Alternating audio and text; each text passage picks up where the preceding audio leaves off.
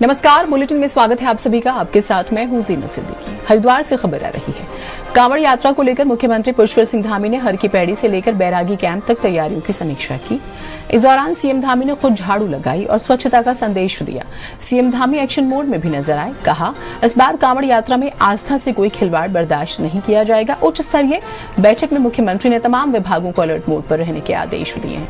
CM ने कहा, यह सिर्फ यात्रा नहीं, श्रद्धा का पर्व है और इसे भव्य, दिव्य और व्यवस्थित बनाना सरकार की सर्वोच्च प्राथमिकता है।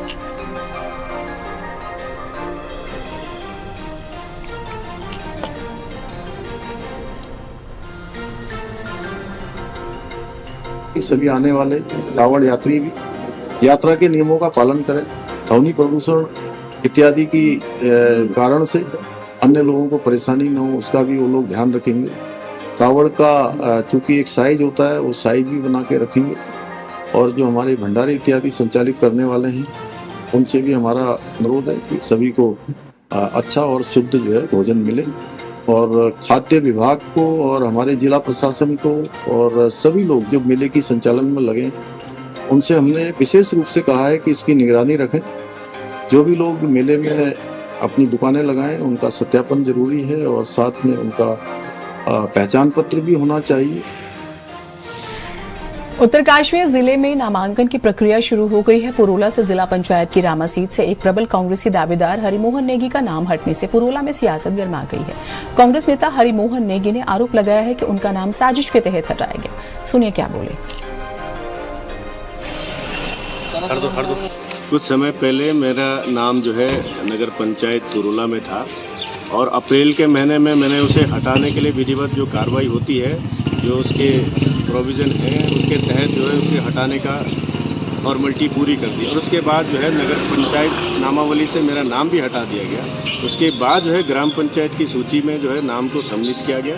तो लेकिन अचानक से कल जो मुझे सूचना मिलती है, उसमें जो है विलोपन की सूची में जब मेरा जो है नाम निर्देशित या नाम जो दिखता है, और कार्यालय में ये पता चला है कि कोई एक फर्जी शिकायत जो है मेरे खिलाफ हुई है।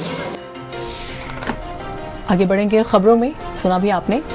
और इसी बीच एक और बड़ी खबर आ रही है उत्तरकाशी से, जहां त्रिस्तरीय पंचायत चुनाव के दौरान अक्सर ग्रामीणों के बीच गुटबाजी की शिकायतें मिलती रही। लेकिन नौगांव ब्लॉक के ग्राम पंचायत नंदगांव और नंगान गांव के ग्रामीणों ने बैठक कर आपसी सौहार्द और भाईचारे का परिचय देते हुए सर्वसम्मत से ग्राम प्रधान और क्षेत्र पंचायत सदस्य का चुनाव निर्विरोध संपन्न कराने का निर्णय लिया। ग्रामीणों का यह फैसला क्षेत्र में चर्चा का विषय बन गया है। मैं सबसे पहले सभी गांव वालों का धन्यवाद करती हूं, जिन लोगों ने मुझे इस लायक समझा। और मैं इस गांव के लिए सबसे पहले तो फसल सुरक्षा के लिए ये आवाज उठाऊंगी और सबका धन्यवाद। हमारे गांव ने एकता दिखाते हुए प्रधान और क्षेत्र पंचायत को निर्विरोध नियुक्त किया। कितनी खुशी हो रही है आपको? बहुत ज़्यादा। मैं ये लड़ाई मेरी 20 साल से चल रही थी और आज मैं कामयाब हुआ हूँ। सबसे पहले मैं बहुत बहुत धन्यवाद गांव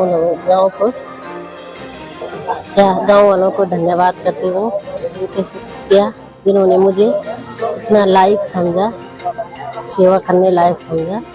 उनका बहुत बहुत धन्यवाद। क्या है आगे, क्या चाहेंगे आप? आगे जो गांव के चाहेंगे, जो लोग मतलब कुछ भी करेंगे, मैं उनकी सेवा करने के लिए तैयार हूँ। खबर बागेश्वर से है, जहां गरुड़ ब्लॉक क्षेत्र आने वाले वजूली गांव के ग्रामीण 1962 से लगातार ग्राम प्रधान पद पर निर्विरोध प्रधान पति का चुनाव करते आ रहे हैं। वजूली गांव की ये परंपरा बागेश्वर जिले के लोगों के लिए एक मिसाल बन गई है। वजूली गांव में एक बार फिर से निर्विरोध प्रधानपति चुनने का ऐलान कर दिया है।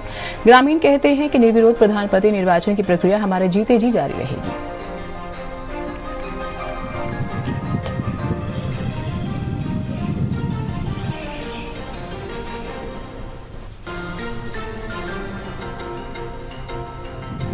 ये जो हमारी गांव की परंपरा रही है, हम तो बचपन से देखते आ रहे हैं कि आज तक यहाँ तक कोई चुनाव की प्रक्रिया का कभी नौबत ही नहीं आई है।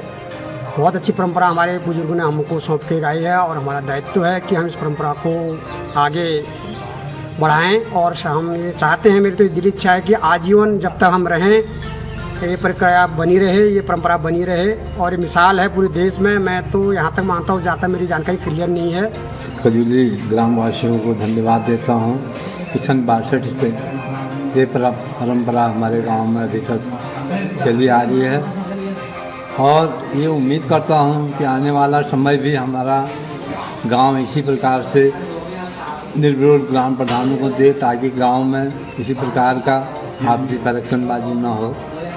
इसी आशा के साथ मैं नवनिर्वाचित ग्राम प्रधान पुष्पा को तथा अन्य जो हमारे सदस्य हैं इन सभी लोगों को धन्यवाद देता हूं। सर, मैं तो यही कहना चाहता हूं कि हमारे गांव में आज तक सन 62 से बताते हैं कि अभी तक कोई चुनाव नहीं हुआ है और हमारे गांव की एक यही विशेषता है कि मतलब जब भी ये चुनाव आते हैं तो सभी लोग मिलजुल के एक मीटिंग करते हैं। उसमें जो हमारा ग्राम प्रधान पद के लिए होता है उसका चुनाव किया जाता है और इसमें हम सभी वर्गों को लेके वो करते हैं कि जिसको हर किसी को चांस मिले। आगे बढ़ेंगे खबरों में। इसी बीच एक और बड़ी खबर आपको बता देते हैं। कोटद्वार से कांवड़ यात्रा को लेकर धामी सरकार ने व्यापक तैयारियां शुरू कर दी है। सीएम धामी ने साफ कर दिया है कि कांवड़ यात्रा मार्ग पर खाद्य सामग्री बेचने वालों को अपने दुकान पर फूड लाइसेंस अनिवार्य रूप से प्रदर्शित करना होगा। ठेले और फड़ वालों को भी इसे लेकर कड़े निर्देश दिए हैं। नियम न मानने पर 2 लाख तक का जुर्माना और कानूनी कार्रवाई भी की जाएगी। उधर भाजपा अल्पसंख्यक मोर्चे ने भी मुख्यमंत्री के इस पहल का स्वागत किया है। ये सरकार का बहुत अच्छा फैसला है। ये तो देखो भाई, कुछ लोग जो अपने आप को मुसलमान कहते हैं वो मुसलमान नहीं, वो पॉलिटिशियन मुसलमान हैं जो इस मुद्दे को उठा रहे हैं। ये तो हमारे कुरान हदीस से भी साबित है। आप रसूल सल्लल्लाहु अलैहि वसल्लम ने साफ फरमाया है कि अपने किसी भी कारोबार में अपनी पहचान छुपा के कारोबार ना करें। इसको एक तरीके से इस्लाम में नाजायज़ करार दिया गया है, जो अपनी पहचान को छुपा के कोई काम कर रहा है। खबर देहरादून से है। एसएसपी के निर्देश पर दून पुलिस का सत्यापन अभियान। अलग अलग थाना क्षेत्रों में बाहरी लोगों का सत्यापन। प्रेमनगर बसंत विहार क्षेत्र में पुलिस द्वारा सत्यापन। 950 से ज्यादा व्यक्तियों का किया गया सत्यापन। किराएदार मजदूरों का भी सत्यापन न कराने पर कार्रवाई। 90 भवन मालिकों का चालान हुआ। 9 लाख का जुर्माना लगाया गया। 30 संदिग्धों को थाने पर लाकर पुलिस ने पूछताछ की।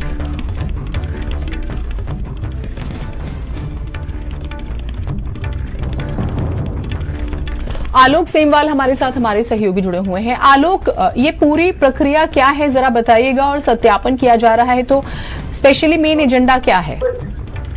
देखिए जीनत, आपको बताना चाहूंगा कि उत्तराखंड में पिछले कुछ वर्षों में जो है लगातार डेमोग्राफिक चेंजेस देखने को मिले हैं। कई जो बाहरी नागरिक हैं, चाहे हम बांग्लादेशी नागरिकों की बात करें या रोहिंग्या नागरिकों की बात करें, वो आकर उत्तराखंड में बसे हैं। इसी के तहत जो है मुख्यमंत्री के निर्देशानुसार चेकिंग अभियान चलाया जाता है, सत्यापन अभियान चलाया जाता है। और ये सत्यापन अभियान पिछले 6 महीने से 7 महीने से लगातार चल रहा है।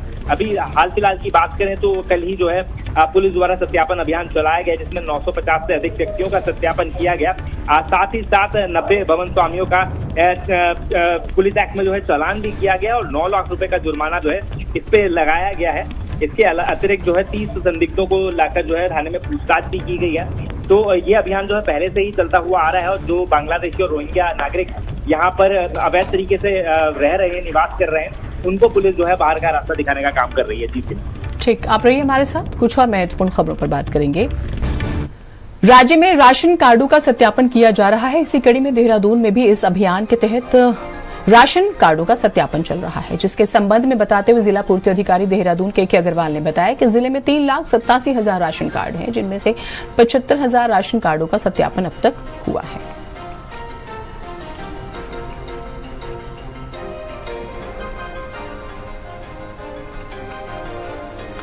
आलोक हमारे साथ जुड़े हुए हैं। आलोक, इन राशन कार्ड्स के बारे में भी बताइएगा। देखिए जीनत, राशन कार्ड की अगर बात करते हैं तो ये एक पहल की गई थी सरकार द्वारा, जिससे कि राशन जो है वो थोड़ा कम दामों में मिला करता था और जो गरीब तबके के लोग हैं उनको इससे काफी फायदा हुआ करता था। लगभग 3 लाख से ऊपर राशन कार्ड जो है पूरे उत्तराखंड में है। उसके अलावा जो है ऐसा भी देखने को मिलता है कि कई लोग जो है ज्यादा लालच की वजह से जो है नकली राशन कार्ड बनवा लेते हैं और उससे जो है राशन लेने का काम करते हैं। तो इसके लिए सत्यापन अभियान चलाया जा रहा है। 3 लाख का ये पूरा टारगेट है और अभी तक 75,000 सत्यापन किए जा चुके हैं। जो भी अवैध रूप से इस तरह के संचालन में लिप्त पाया जा रहा है उस पर पुलिस द्वारा जो है वैधानिक कार्यवाही भी की जा रही है। जी, बहुत शुक्रिया आपका जानकारियों के लिए। रुड़की की मंगलौर कोतवाली पुलिस के द्वारा एटीएम मशीन में रकम निकालने वाली जगह पर एक धातु की प्लेट लगाकर ठगी करने वाले जब्बार और गुलफाम 2 ठगों को गिरफ्तार किया गया, जिनके पास से पुलिस ने 10,000 रुपए की नकदी और 2 एटीएम में लगाने वाली धातु की प्लेट बरामद की है।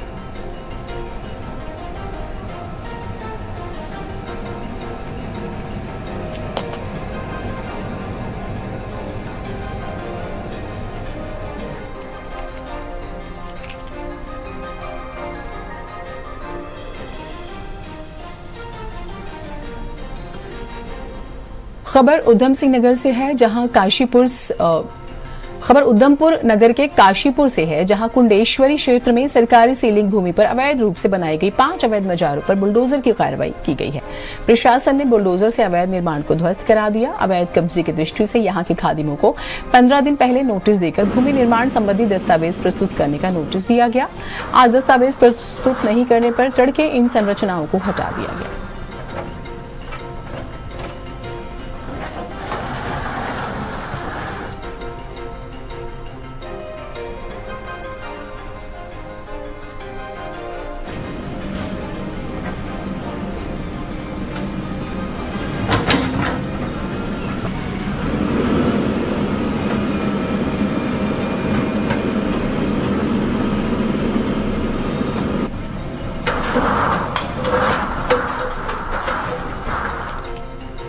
बारिश के सीजन के साथ साथ अब डेंगू का खतरा भी बढ़ता हुआ नजर आ रहा है। बीते कुछ दिनों से अस्पताल में डेंगू के मरीज भी सामने आ रहे हैं।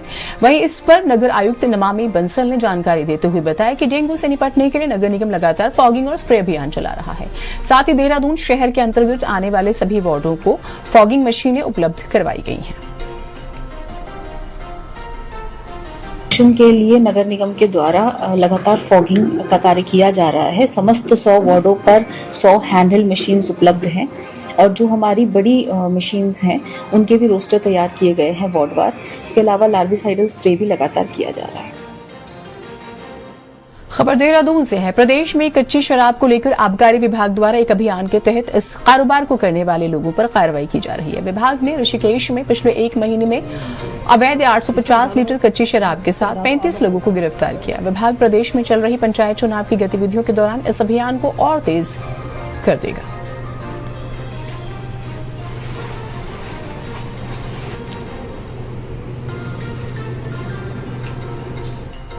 उसमें हमने पिछली बार भी वीसी ली थी सभी डीओज की और सभी डीओज को कड़ी से कड़ी कार्रवाई करने के लिए निर्देशित भी किया था और सभी को बोला था कि उस पर्टिकुलर डीओ की जिम्मेदारी होगी अगर वहाँ पर कोई भी अप्रिय घटना कच्ची शराब पीने से होती है या किसी और एजेंसी को भी अगर मिलती है और आपका सूचना तंत्र फेल होता है तो ये सब डीओज की जिम्मेदारी फिक्स की थी हमने। तो उसके चलते हुए हमें पिछले 5-6 दिनों में अच्छे रिजल्ट भी मिले हैं।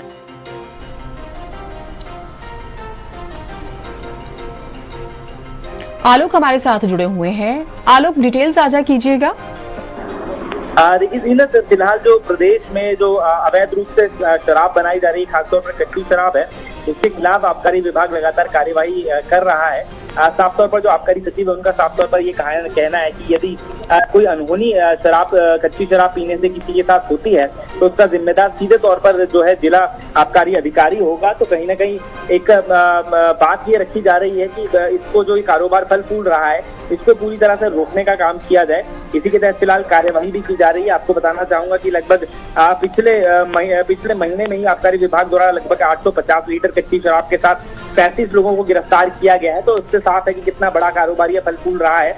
इसकी रोकथाम के लिए हर भरसक प्रयास भी किए जा रहे हैं। अब कोशिश यही है कि जो ये इस तरह से अवैध गतिविधियों में लिप्त लोग हैं उनके खिलाफ कार्यवाही की जाए, ठोस कार्यवाही की जाए। इसके अलावा जो ये रैकेट चलाया जा रहा है इसको भी जल्द बंद किया जाए। जी। ठीक, बहुत शुक्रिया आपका जानकारियों के लिए।